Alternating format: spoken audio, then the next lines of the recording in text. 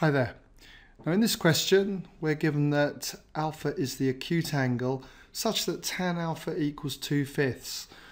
Find the exact value of cos alpha.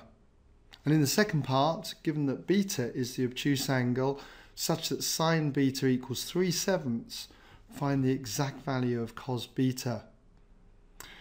Okay, so if you'd like to give these a go and haven't done so already, I'll just give you a moment to pause the video. Okay, welcome back then if you had a go. Now, for the first part, or in fact with both of these parts, what I'd want to do is draw up a quadrant diagram. I feel it's the best way that we can do these kind of questions. I'm assuming you're familiar with quadrant diagrams. If not, do check them out on my website. So we start off with this as being 0 degrees, this will be 90, 180 degrees, 270 and then 360 degrees. Now for alpha, which is an acute angle, what I'd want to do is draw it in the first quadrant. I'll draw a line from here to here and project back onto the horizontal line here. And this angle will be alpha. And we're dealing with a right angle triangle. Now I know that tan of alpha is 2/5 and tan of an angle always compares the opposite side to the adjacent.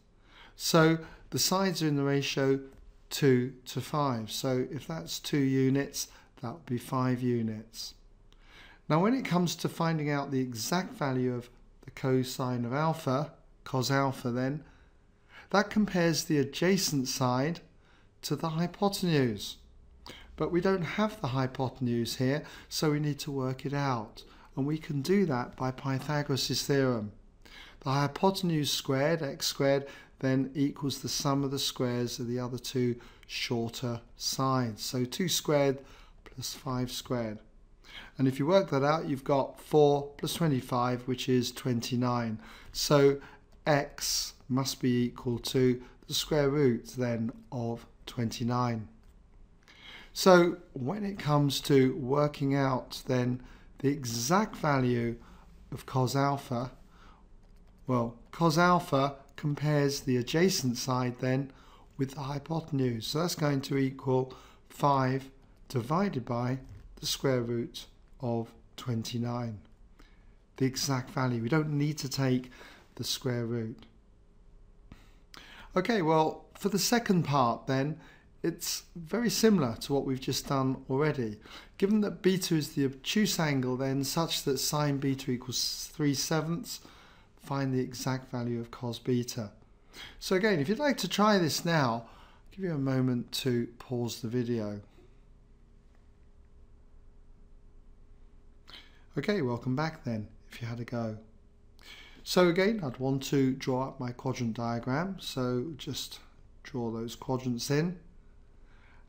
This will be 0 degrees. Now beta is an obtuse angle, so it's going to be between 90 degrees and 180 degrees. So I'll draw a triangle, say something like this, okay, projecting again back down onto the horizontal here. So beta would be this angle round here, okay, an obtuse angle. But we work with this angle inside the triangle, this acute angle here.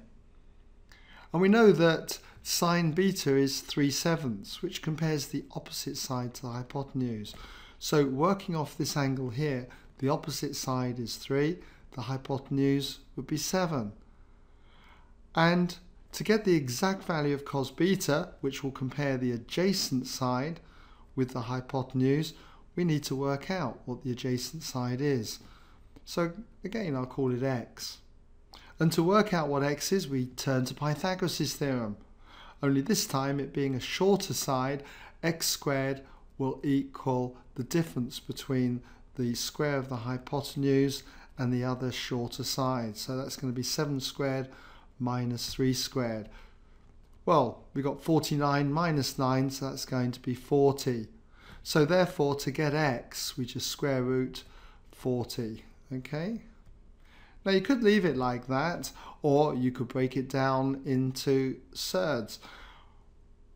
40 is the same as 4 times 10, so this is exactly the same as the square root of 4 times 10, and that becomes the square root of 4 times square root of 10. Square root of 4 is 2, so we've got this as 2 root 10.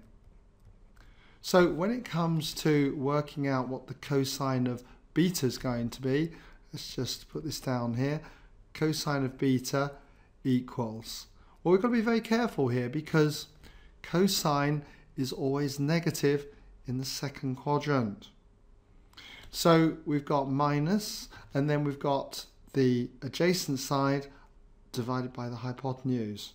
Now the adjacent side, x, is root 40, so you've got minus root 40, all divided by the hypotenuse, which is 7. And you could leave it like that, okay? It's perfectly acceptable in this question. But if you want to take it further, I've just shown you that root of 40 can be broken down to 2 root 10. So we've got minus 2 root 10, and then it's divided by 7 as an alternative.